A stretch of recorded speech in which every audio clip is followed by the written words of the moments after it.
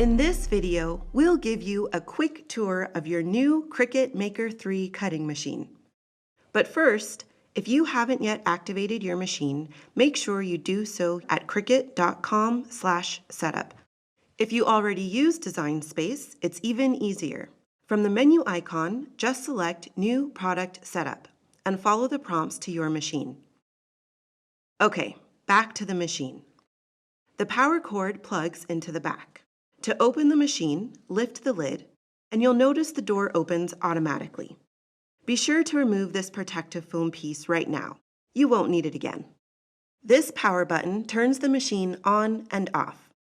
This button loads and unloads smart materials or mats. This is the Go button. It flashes when the machine is ready to cut. And the Pause button comes in handy in case you ever need to stop the machine.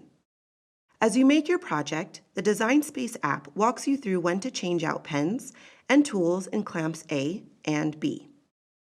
This tray inside the door is perfect to store tools and replacement blades. And this built-in storage is ideal for hand tools like a weeder, tweezers, or whatever really.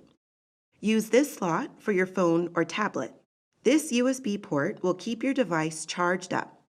Also included in the box, a sheet of smart vinyl, smart iron-on, and smart paper sticker cardstock. You'll love smart materials because they feed directly into the machine without a mat. You'll be able to use other materials like infusible ink on a mat too. In the next video, we'll give you a quick overview of Design Space, the free design app that comes with every Cricut machine.